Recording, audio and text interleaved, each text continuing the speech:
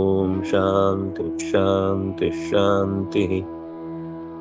ನಿತ್ಯಾನಿತ್ಯ ಜಗದ್ಧಾತ್ರೆ ನಿತ್ಯಾಯ ಜ್ಞಾನಮೂರ್ತಯೇ ಪೂರ್ಣಾನಂದಾಯ ಹರಯೇ ಸರ್ವಯಜ್ಞಭುಜೇ ನಮಃ.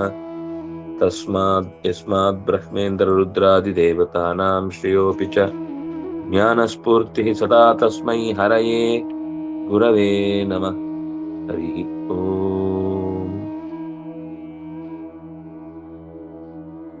ಸ್ವಯಂಭುವ ಮನು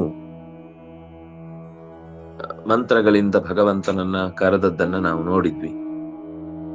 ಆ ಸಾಲುಗಳನ್ನು ಕೂಡ ಕೆಲವನ್ನ ನಾವು ಗಮನಿಸಿ, ಭಯ ಇಲ್ಲದವನು, ಎಲ್ಲರಿಗಿಂತ ಮುಖ್ಯನು, ಮನಸ್ಸಿನ ವೇಗಕ್ಕಿಂತ ಹೆಚ್ಚಿನ ವೇಗವುಳ್ಳವನು, ಎಲ್ಲ ದೇವತೆಗಳು ಕೂಡ ಅವನನ್ನು ಎಷ್ಟು ತಿಳಿಯಲು ಪ್ರಯತ್ನಿಸಿದ್ರು ಕೂಡ ಸಮರ್ಥವಾಗಿ ಪೂರ್ಣವಾಗಿ ಅವರಿಗೆಲ್ಲ ತಿಳಿಲಿಕ್ಕಾಗದೇ ಇರುವಂತಹ ಗುಣದವನು, ಸ್ವಭಾವದಿಂದಲೂ ಎಲ್ಲರನ್ನು ತಿಳಿದವನು, ಅನಾದಿ ಕಾಲದಿಂದ ಎಲ್ಲವನ್ನು ಬಲ್ಲವನು, ಇದ್ದಲ್ಲಿಯೇ ಇದ್ದುಕೊಂಡು ಎಲ್ಲ ಕಡೆ ಓಡಾಡಿ ದಾಟಿ ನಿಲ್ಲುವವನು. ಅಂಥವನಲ್ಲಿ ವಾಯುದೇವರು ನಾವು ಮಾಡಿದಂತಹ ಎಲ್ಲ ಕೆಲಸಗಳನ್ನು ಭಗವಂತನ ಪ್ರೇರಣೆಯಂತೆ ಭಗವಂತನಿಗೆ ಆ ಕರ್ಮಗಳನ್ನು ಒಪ್ಪಿಸ್ತಾರೆ, ಪೂಜಾ ರೂಪವಾಗಿ ಸಮರ್ಪಿಸ್ತಾರೆ ಅಂತ ಒಟ್ಟು ಆ ಮಂತ್ರದ ಅರ್ಥ. ಅಲ್ಲಿಂದ ಮುಂದೆ ಆಚಾರ್ಯರ ಮಾತಿದ್ದದ್ದು, ಮಾರುತಿಯೇ ಎಲ್ಲ ಚೇಷ್ಟೆಗಳನ್ನು ಮಾಡಿಸಿ ನಮ್ಮಿಂದ ಭಗವಂತನಿಗೆ ಒಪ್ಪಿಸ್ತಾನೆ. ಅವನಿಂದ ಒಪ್ಪಿಸಿದ್ರೆ ಮಾತ್ರ ನಮಗೆ ದೋಷಗಳಿಂದ ಮುಕ್ತವಾಗಿ ಭಗವಂತನಿಗೆ ಒಪ್ಪಿಸ್ಲಿಕ್ಕಾಗುತ್ತೆ. ನಾವೇ ಒಪ್ಪಿಸ್ತೇವೆ ಅಂತಂದಾಗ ಅದರಲ್ಲಿ ಅನೇಕ ಅನರ್ಥಗಳು ಉಂಟಾಗುತ್ತೆ ಅನ್ನುವುದನ್ನು ತಿಳಿಸಿದ್ರು. ಆಗ ಮುಂದಿನ ಮಂತ್ರ ಬಂದದ್ದು, ತದೇ ಜೊತೆ ತನ್ನೇ ಜೊತೆ ತದ್ದೂರೇ ತದ್ವಂತಿಕೆ ತದಂತರಸ್ಯ ಸರ್ವಸ್ಯ ತದ ಸರ್ವಸ್ಯಾಸ್ಯ ಬಾಹ್ಯತಃ ಅಂತ. ಜಗತ್ತಿನ ಪ್ರತಿಯೊಂದು ವಸ್ತುವು ಕೂಡ ಪರಮಾತ್ಮನ ಸಹಜವಾದ ಜ್ಞಾನದ ಎತ್ತರಕ್ಕೆ ಬಾಗುತ್ತದೆ, ಭಯನೂ ಪಡುತ್ತದೆ. ಆದ್ರೆ ಅವನು ಮಾತ್ರ ಯಾರಿಂದಲೂ ಭಯಗೊಳಗಾಗುವುದಿಲ್ಲ, ಯಾಕೆಂದ್ರೆ ಅವನ ಅರಿವಿನಿಂದ ಪೂರ್ಣ. ಯಾರಿಗೆ ಅಜ್ಞಾನ ಇರುತ್ತೋ ಅವ್ರಿಗೆ ಭಯ, ಯಾರಿಗೆ ಅಜ್ಞಾನ ಇಲ್ಲೋ ಅವನಿಗೆ ಭಯ ಇಲ್ಲ. ಮನುಷ್ಯನ ಅಂದ್ರೆ ಅವನಿಂದ ಭಯ ಅಂತಲ್ಲ, ಒಟ್ಟು ಅನೇಕ ಕಷ್ಟ ನಷ್ಟಗಳಿಂದ ಭಯ. ಈಗ ನಮ್ಗೆ ಭಯ ಏನು ಅಂದ್ರೆ, ಏನಾಗತ್ತೆ ಅಂತ ಗೊತ್ತಾಗಲ್ಲ, ನಾಳೆ ಎಷ್ಟು ಪ್ರಶ್ನೆ ಕಷ್ಟಪಡಬೇಕು ಅನ್ನೋದು ಗೊತ್ತಿಲ್ಲ. ಆದ್ರೆ ಯಾವಾಗ ಈ ವಿಷಯದಲ್ಲಿ ನಮಗೆ ಪ್ರಜ್ಞೆ ಜಾಗೃತ ಆಗುತ್ತೆ, ಆವಾಗ ಆ ವಿಷಯದಲ್ಲಾದ್ರೂ ಭಯ ಇರುವುದಿಲ್ಲ. ಭಗವಂತನಿಗೆ ಯಾವ ವಿಷಯದಲ್ಲೂ ಭಯ ಇಲ್ಲ. ದೇವತೆಗಳಿಗೂ ಕೂಡ ಅವರ ಸ್ಥಾನಮಾನಗಳಿಗೆ ರಾಕ್ಷಸರಿಂದ ಆಗುವ ಉಪಟಳದ ಭಯ ಇದೆ. ಅವರು ಕೂಡ ಅಸುರಾವೇಶದಿಂದ ಭಗವಂತನ ವಿರುದ್ಧವಾಗಿ ನಡೆದು ಬಿಡುತ್ತೇವೋ ಅಂತ ಅನ್ನುವ ಭಯ ಇದೆ. ಆದ್ರೆ ಭಗವಂತನಿಗೆ ಯಾವ ಭಯವೂ ಇಲ್ಲ. ಅವನು ಎಲ್ಲದಕ್ಕಿಂತ ಅತ್ಯಂತ ದೂರದಲ್ಲಿದ್ದಾನೆ, ಅವನೇ ಅತ್ಯಂತ ಹತ್ತಿರದಲ್ಲಿದ್ದಾನೆ, ಅವನೇ ಎಲ್ಲದರ ನಡುವೆಯೂ ಇದ್ದಾನೆ. ಹೀಗೆ ಸಮೀಪ ಮತ್ತು ದೂರದ ನಡುವೆ ಅಂತರದಲ್ಲೂ ಇದ್ದು ಸಮಸ್ತ ಈ ಪ್ರಪಂಚದ ಹೊರವಲಯವನ್ನು ಕೂಡ ಬಾಹ್ಯತಃ ವ್ಯಾಪಿಸಿಕೊಂಡಿದ್ದಾನೆ. ಅದೇ ಈ ಜಗತ್ತನ್ನು ತುಂಬಿರುವಂಥದ್ದು, ಅದೇ ಈ ಜಗತ್ತಿನ ಹೊರಗಿನಿಂದ ಅಂಟಿಕೊಂಡಿರುವಂಥದ್ದು, ಅಪ್ಪಿಕೊಂಡಿರುವಂಥದ್ದು ಅಂತ ಮಾತು ಬಂತು. ಅದಕ್ಕೆ ಆಚಾರ್ಯರ ಮಾತು ಕೂಡ ಇದ್ದಿದ್ದು ಏಜತಿ ಏಜ್ರ ಕಂಪನೆ ಎನ್ನುವ ಧಾತುವಿನಿಂದ ಬಂದ ಶಬ್ದ. ಇಲ್ಲಿ ಹೆದರುವುದಿಲ್ಲ ಅಂದ್ರೆ ಅರಿವು ಇಲ್ಲದೆ ಇರುವುದೇ ಆ ಭಯಕ್ಕೆ ಕಾರಣ ಅನ್ನೋದನ್ನ ಹೇಳಿ, ಸರ್ವಗತನಾದ್ರಿಂದಾಗಿ ಎಲ್ಲದಕ್ಕೆ ಹತ್ತಿರದಲ್ಲೂ ಇದ್ದಾನೆ, ದೂರದಲ್ಲಿಯೂ ತಿಳಿಲಿಕ್ಕೆ ಬರುವುದಿಲ್ಲ ಅನ್ನುವ ಕಾರಣಕ್ಕಾಗಿ ಎಲ್ಲದಕ್ಕಿಂತ ದೂರದಲ್ಲಿಯೂ ಇದ್ದಾನೆ, ಒಳಗೂ ಹೊರಗೂ ಇರುವವನು ಅನ್ನುವ ಅಂಶವನ್ನ ತತ್ವ ಸಂಹಿತೆ ಹೇಳಿದೆ ಅಂತ ನಾವು ನೋಡಿದ್ವಿ. ಮುಂದೆ ಮತ್ತೆರಡು ಮಂತ್ರಗಳಿಂದ ಭಗವಂತನ ವಿಶೇಷತೆಯನ್ನು ಪರಿಚಯಿಸಿದ್ರು. ಎಷ್ಟು ಸರ್ವಾಣಿ ಭೂತಾನಿ ಆತ್ಮನ್ಯವಾನು ಪಶ್ಯತಿ ಸರ್ವಭೂತೇಷು ಆತ್ಮಾನಂ ತಥೋ ನ ವಿಜಿಗುಪ್ಸತೆ. ಯಾರು ಈ ಎಲ್ಲ ಚೇತನಾತ್ಮಕವಾದ ಪ್ರಪಂಚವನ್ನು ಪರಮಾತ್ಮನಲ್ಲಿ ಅದು ಆಶ್ರಯಿಸಿದೆ ಅಂತ ತಿಳಿದಿದ್ದಾನೋ, ಎಲ್ಲ ಪದಾರ್ಥಗಳಲ್ಲೂ ಪರಮಾತ್ಮನೇ ನಿಯಾಮಕನಾಗಿ ನಿಸ್ಸಂದೇಹವಾಗಿ ಭಗವಂತ ಅವುಗಳನ್ನು ನೋಡಿಕೊಳ್ತಾನೆ ಅಂತ ಯಾರು ನಂಬ್ತಾನೋ ಅವನು ಪರಮಾತ್ಮನ ಬಗ್ಗೆ ಈ ಎರಡು ವಿಷಯವನ್ನು ಸರಿಯಾಗಿ ತಿಳಿದಿದ್ದಾನೆ ಎನ್ನುವ ಕಾರಣಕ್ಕೆ ಯಾವುದೇ ತರದ ಭಯವಿಲ್ಲದೆ ಇರುವುದರಿಂದ ತನ್ನನ್ನು ತಾನು ರಕ್ಷಿಸಿಕೊಳ್ಳುವುದಕ್ಕೆ ಇಷ್ಟಪಡುವುದಿಲ್ಲ, ಅಥವಾ ಆತಂಕವೇ ಆಗುದಿಲ್ಲ ಅವನಿಗೆ. ನ ತಥೋ ವಿಜಿಗುಪ್ಸತೆ ತಥೋನ ವಿಜಿಗುಪ್ಸತೆ, ಅವನು ಯಾವುದಕ್ಕೂ ತಲೆನೇ ಕೆಡಿಸ್ಕೊಳ್ಳಲ್ಲ, ಎಲ್ಲವೂ ತನ್ನಿಂದ ತಾನೇ ನಡೆಯುತ್ತೆ ಅಂತ ಒಪ್ಕೊಂಡು ನಡೀತಾನೆ. ಇದು ಬಹಳ ಅಪರೂಪದ ಒಂದು ಗುಣ. ಈ ಗುಣ ಇದ್ರೆ ಮಾತ್ರ ನಾವು ಸುಖವಾಗಿ ಬದುಕಲಿಕ್ಕೆ ಸಾಧ್ಯ. ಸರ್ವಗಂ ಪರಮಾತ್ಮಾನಂ ಸರ್ವಂಚ ಪರಮಾತ್ಮನಿ ಯಃ ಪಶ್ಯೇತ್ ಸ ಭಯಾಭಾವಾತ್ ನಾತ್ಮಾನಂ ಗೋಪ್ತುಮಿಚ್ಛತಿ. ಪರಮಾತ್ಮನು ಸರ್ವದಲ್ಲಿಯೂ ನಿಯಾಮಕನಾಗಿರುವವನು, ಸರ್ವೂ ಪರಮಾತ್ಮನಲ್ಲಿ ಆಶ್ರಯಿಸಿಕೊಂಡಿರುವುದು. ಯಾರು ಈ ವಿಷಯವನ್ನು ತಿಳಿದಿದ್ದಾನೋ ಅವನು ಹೆದರಿಕೆ ಇಲ್ಲದೆ ಇರುವುದರಿಂದ, ದೇವರು ತನ್ನನ್ನು ರಕ್ಷಿಸ್ತಾನೆ ಅನ್ನೋ ಭರವಸೆ ಇರುವುದರಿಂದ ತಲೆ ಕೆಡಿಸಿಕೊಳ್ಳುವುದಿಲ್ಲ ಅಂತ ಸೌಕರಾಯಣ ಶ್ರುತಿ ಹೇಳಿದೆ. ಯಸ್ಮಿನ್ ಸರ್ವಾಣಿ ಭೂತಾನಿ ಆತ್ಮೇವಾ ಭೂದ್ವಿಜಾನತ ತತ್ರ ಕೋ ಮೋಹಕ ಶೋಕ ಏಕತ್ವಮನುಪಶ್ಯತ. ಯಾವ ಪರಮಾತ್ಮನಲ್ಲಿ ಈ ಎಲ್ಲ ಪದಾರ್ಥಗಳು ಆಶ್ರಯಿಸಿಕೊಂಡಿದೆಯೋ ಆ ಪರಮಾತ್ಮ ಒಬ್ಬನೇ ಎಲ್ಲಾ ಪದಾರ್ಥಗಳಲ್ಲೂ ಅನಾದಿಯಾಗಿ ಇರ್ತಾನೆ. ಹೀಗೆ ವಿಶೇಷವಾಗಿ ಯಾರು ತಿಳಿದಿದ್ದಾನೋ ಅವನಿಗೆ ಎಲ್ಲದರಲ್ಲೂ ಇರುವ ಪರಮಾತ್ಮ ಒಬ್ಬನೇ ಅಂತ ಗೊತ್ತಾದಾಗ, ಎಲ್ಲ ಕಡೆ ಅವನಿದ್ದಾನೆ ಅಂತ ಸರಿಯಾಗಿ ಮನದಟ್ಟಾದಾಗ ಅಜ್ಞಾನ ಅವನನ್ನು ಹೇಗೆ ಕಾಡುತ್ತೆ, ದುಃಖವು ಅವನನ್ನು ಎಲ್ಲಿ ಸೇರಿಕೊಳ್ಳುತ್ತೆ, ಅವನಿಗೆ ಅಜ್ಞಾನ ಮೋಹಗಳೇ ಉಂಟಾಗುವುದಿಲ್ಲ. ಪರಮಾತ್ಮ ಒಬ್ಬನೇ ಎಲ್ಲ ಕಡೆ ಇದ್ದಾನೆ, ಅವನಿಲ್ದೆ ಇದ್ರೆ ಅವನಿಲ್ದೆ ಇದ್ರೆ ಏನೂ ನಡೆಯುವುದಿಲ್ಲ, ಅವನಿದ್ದದ್ರಿಂದನೇ ಎಲ್ಲ ನಡೀತಾ ಇದೆ ಅನ್ನುವ ಎಚ್ಚರ ಇದ್ದಾಗ ದೇವರ ಸಂಕಲ್ಪದಲ್ಲಿ ಇತ್ತು ಆಯ್ತು, ದೇವರ ಸಂಕಲ್ಪದಲ್ಲಿ ಇಲ್ಲ ಆಗುದಿಲ್ಲ ಅಂತ ಶೋಕ ಮೋಹಗಳಿಂದ ದೂರವಾಗ್ತಾನೆ. ಯಸ್ಮಿನ್ ಪರಮಾತ್ಮನಿ ಸರ್ವಭೂತಾನಿ, ಭಾಷ್ಯವನ್ನು ನೋಡಿ ಕೆಳಗಿದೆ. ಯಸ್ಮಿನ್ ಸ ಪರಮಾತ್ಮನಿ ಸರ್ವಭೂತಾನಿ ಸ ಪರಮಾತ್ಮೈವ ತತ್ರ ಸರ್ವಭೂತೇಷು ಅಭೂತ್. ಇನ್ನು ಕೆಳಗೆ ಏವಂ ಸರ್ವಭೂತೇಷು ಏಕತ್ವೇನ ಪರಮಾತ್ಮನಂ, ಅಲ್ಲಿ ಇನ್ನು ಕೆಳಗಿದೆ ಇಲ್ವಾ, ನಂಗೊಂದು ನಿಮಿಷ ಕಾಣಿಸ್ತಿಲ್ಲ.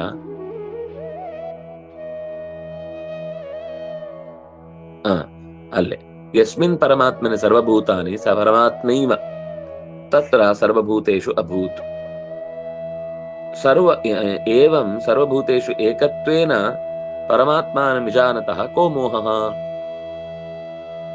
ಅದರ ನಂತರ ಮತ್ತೆ ಮುಂದಿನ ಸಾಲಿನಲ್ಲಿ ಯಸ್ಮಿನ್ ಸರ್ವಾಣಿ ಭೂತಾನಿ ಸ ಆತ್ಮ ಸರ್ವಭೂತಃ.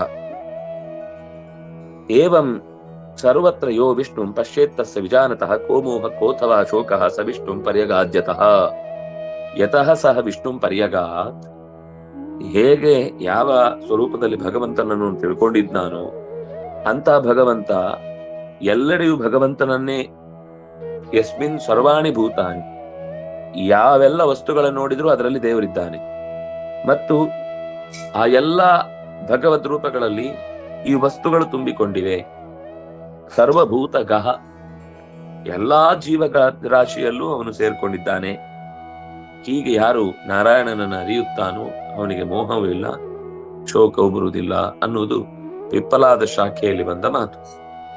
ಪೂರ್ವೋಕ್ತಾನುವಾದೇನ ಶೋಕ ಮೋಹಾಭಾವೋಪಿ ವಿಜಾನತಶ್ಚ ಅತ್ರ ಉಚ್ಯತೆ.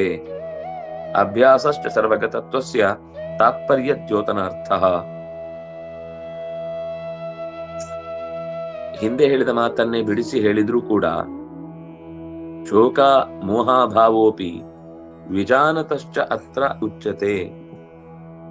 ಭಗವಂತನ ಇರುವಿಕೆ ದೊಡ್ಡ ವಿಷಯ ಅಲ್ಲ, ಭಗವಂತನಲ್ಲಿ ಎಲ್ಲ ಇರುವುದು ಆಶ್ರಿತವಾಗಿದೆ ಅಂತ ಹೇಳುವುದು ದೊಡ್ಡ ವಿಷಯ ಅಲ್ಲ. ಅದು ನೆನಪಿದ್ದು ಅದನ್ನ ಎಲ್ಲಾ ಸಂದರ್ಭದಲ್ಲಿ ಅನುಭವಕ್ಕೆ ತಂದುಕೊಳ್ಳುವುದೇನಿದೆ ಅಂಥವನಿಗೆ ಈ ಬಿಡುಗಡೆಯ ದಾರಿ ಅತ್ಯಂತ ಸರಳ. ಸರ್ವಗತತ್ವವನ್ನು ಮತ್ತೆ ಮತ್ತೆ ಹೇಳಿದ್ಯಾಕೆ ಅಂತಂದ್ರೆ, ಒಂದು ಶ್ರುತಿಯಲ್ಲಿ ತಾತ್ಪರ್ಯ ಇದೆ, ತಾತ್ಪರ್ಯ ದ್ಯೋತನಾರ್ಥ.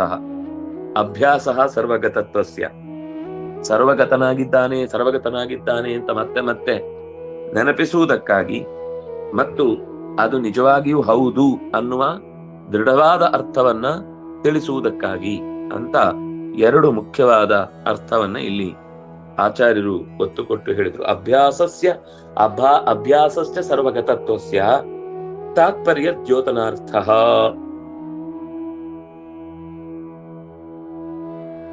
ಸರ್ವಗತತ್ವಸ್ಯ ಅಭ್ಯಾಸ, ಎಲ್ಲದರಲ್ಲಿ ಇದ್ದಾನೆ ಅನ್ನೋದು ಒಂದು ಮುಖ್ಯ ಅಂಶ. ಅಭ್ಯಾಸ ಆಗ್ಬೇಕು, ಮತ್ತೆ ಮತ್ತೆ ಕಿವಿಗೆ ಬರಬೇಕು, ಮತ್ತೆ ಅದು ಹೌದು ಅಂತ ಮನಸ್ಸಿಗೆ ಗೊತ್ತಾಗಬೇಕು. ಅದಕ್ಕೋಸ್ಕರ ಈ 2 ಬಾರಿ ಹೇಳಿದೆ.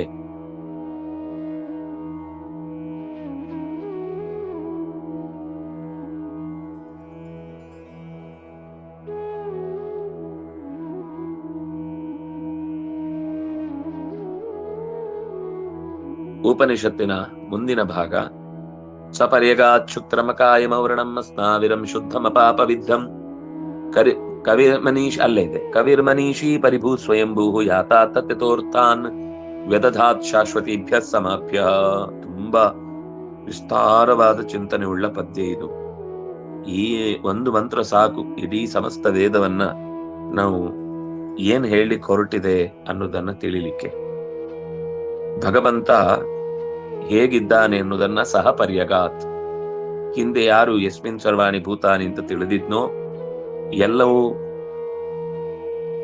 ಆಮೇಲೆ ಆತ್ಮನ್ಯೇವ ಅಭೂದ್ವಿಜಾನತಃ ಅಂತ ಏನ್ ಮಾತು ಬಂತು. ಎಷ್ಟು ಸರ್ವಾಣಿ ಭೂತಾನಿ ಅನ್ನೋದು ಒಂದು, ಯಸ್ಮಿನ್ ಸರ್ವಾಣಿ ಭೂತಾನಿ ಅನ್ನೋದು ಇನ್ನೊಂದು. ಎರಡರಲ್ಲೂ ಕೂಡ ಭಗವಂತನ ಈ ವೈಶಿಷ್ಟ್ಯವನ್ನ ನಿರೂಪಣೆ ಮಾಡಿದ ಮೇಲೆ ಸಹ ಕಹ ಸಹ ಕಿಮಿತಿ ಪರ್ಯಗಾತ್ ಅಂದ್ರೆ ತಿಳಿದಿದ್ದಾನೆ. ಜ್ಞಾನಿಯಾದವನು ಭಗವಂತನನ್ನು ಚೆನ್ನಾಗಿ ತಿಳಿದಿದ್ದಾನೆ. ಏನು ಅಂತ ತಿಳಿದಿದ್ದಾನೆ? ಅವನನ್ನು ಶುಕ್ರಂ ಅಕಾಯಂ ಔರಣಂ ಅಸ್ನಾವಿರಂ ಶುದ್ಧಂ ಅಪಾಪವಿದ್ಧಂ ಅಂತ ಪರ್ಯಗಾತ್ ತಿಳಿದಿದ್ದಾನೆ. ಕಾಯಂ, ಕಾಯ ಅಂದ್ರೆ ಶರೀರ, ಅಕಾಯ ಅಂತಂದ್ರೆ ಶರೀರ ಇಲ್ಲದವನು. ಮಧ್ಯದಲ್ಲಿ ಶುಕ್ರಂ, ಶುಕ್ರ ಅಂದ್ರೆ ಶೋಕರಹಿತ, ಶುಕ್ರ ಅಂದ್ರೆ ಸಮಸ್ತ ಸಾಮರ್ಥ್ಯದಿಂದ ತುಂಬಿದವ. 2 ಅರ್ಥ ಇದೆ. ಶುಚಿ ಅಂತ ಒಂದು ಅರ್ಥ ಇದೆ, ಅತ್ಯಂತ ಶುಚಿಯಾದವನು, ಶೋಕವನ್ನು ಕಳೆದವನು, ಮತ್ತು ಎಲ್ಲದಕ್ಕಿಂತ ಸಾರವತ್ತಾದವನು, ಶುದ್ಧನು ಅನ್ನುವ ಅರ್ಥ.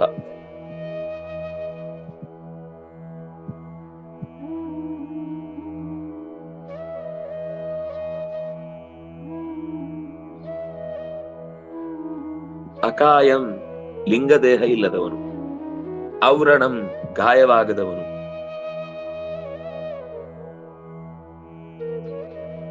ಅಸ್ನಾವಿರಂ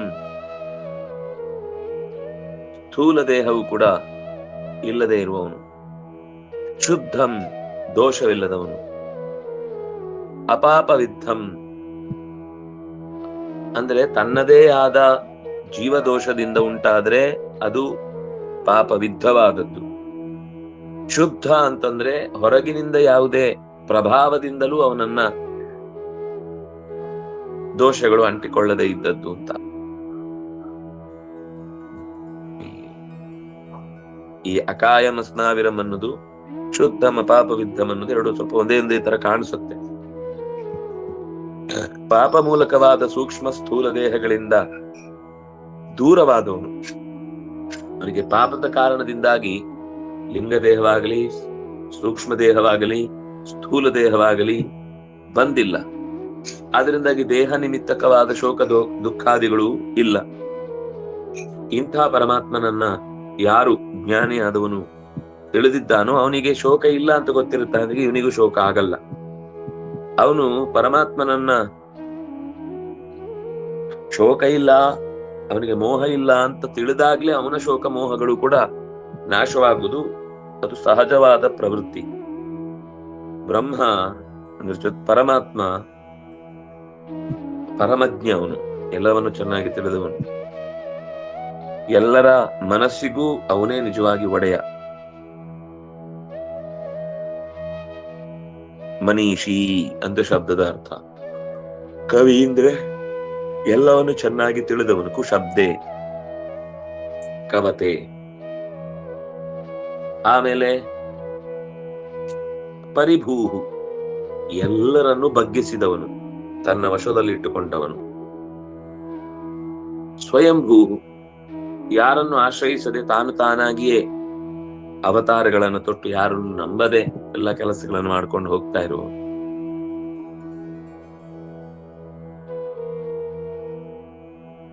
ಇಂಥ ಸರ್ವಜ್ಞನಾದ ಜ್ಞಾನಮಯವಾದ ಶರೀರವುಳ್ಳ ಭಗವಂತನು ಅನಂತ ಕಾಲದಲ್ಲಿಯೂ ಕೂಡ ನಿರಂತರವಾಗಿ ಶಾಶ್ವತೇಭ್ಯ ಸಮಾಪ್ಯ, ನೀವೆಷ್ಟು ವರ್ಷಗಳನ್ನು ಹೇಳಿದ್ರು ಅಷ್ಟೂ ಕಾಲವೂ ಕೂಡ ಶಾಶ್ವತವಾಗಿ ಅನಾದ್ಯನಂತ ಕಾಲದವರೆಗೂ ವಸ್ತುಗಳನ್ನ ಮತ್ತೆ ಸೃಷ್ಟಿಸ್ತಾ ಇರ್ತಾನೆ, ಅದನ್ನ ವ್ಯಾಪ್ತಿಗೆ ತರ್ತಾ ಇರ್ತಾನೆ. ಆದ್ರೆ ಅದೇನು ಎಂತದ್ದು ಅಂದ್ರೆ ಯಾಥಾ ತಥ್ಯತಃ, ಅವನು ಸೃಷ್ಟಿ ಮಾಡಿದ್ದೆಲ್ಲವೂ ಕೂಡ ಯಥಾರ್ಥವಾದದ್ದು, ಸುಮ್ನೆ ಕಣ್ಣು ಕಟ್ಟಲ್ಲ ಅಥವಾ ಪ್ರಾತಿಭಾಸಿಕ ಅಲ್ಲ ಅಥವಾ ವ್ಯಾವಹಾರಿಕ, ಸ್ವಲ್ಪ ದಿವಸ ಉಪಯೋಗ ಆಗುತ್ತೆ ಆಮೇಲೆ ಇಲ್ಲ ಅಂತ ಹೇಳಲಿಕ್ಕೆ ಇಲ್ಲ. ಇಂಥ ಹಲವು ವಸ್ತುಗಳನ್ನ ಸೃಷ್ಟಿಸಿ ಲೋಕದಲ್ಲಿ ಜನಗಳಿಗೆ ಒಳ್ಳೆ ರೀತಿಯಿಂದ ಅರಿವನ್ನ ಕೊಡುವಂತಹ ಭಗವಂತನನ್ನು ನಾವು ತಿಳಿಯಬೇಕು ಅನ್ನೋದು ಒಟ್ಟು ಈ ಪದ್ಯದ ಸಾರ. ಮತ್ತು ಅದರ ವಿವರವನ್ನ ಆಚಾರ್ಯರು ಏನು ಹೇಳಿದ್ದಾರೆ ಅಂತ ಮುಂದಿನ ಭಾಗದಲ್ಲಿ ಗಮನಿಸಿ. ತುಂಬಾ ವಿಷಯ ಹೇಳಿದ್ದಾರೆ ಆಚಾರ್ಯರು ಭಾಷ್ಯದಲ್ಲಿ, ಅದನ್ನ ಮತ್ತೆ ಚಿಂತನೆ ಮಾಡೋಣ ಅಂತ ಹೇಳ್ತಾ ಶ್ರೀಹರಿ ಪ್ರಿಯತಾಂ ಶ್ರೀಕೃಷ್ಣ ಅರ್ಪಣಮಸ್ತು.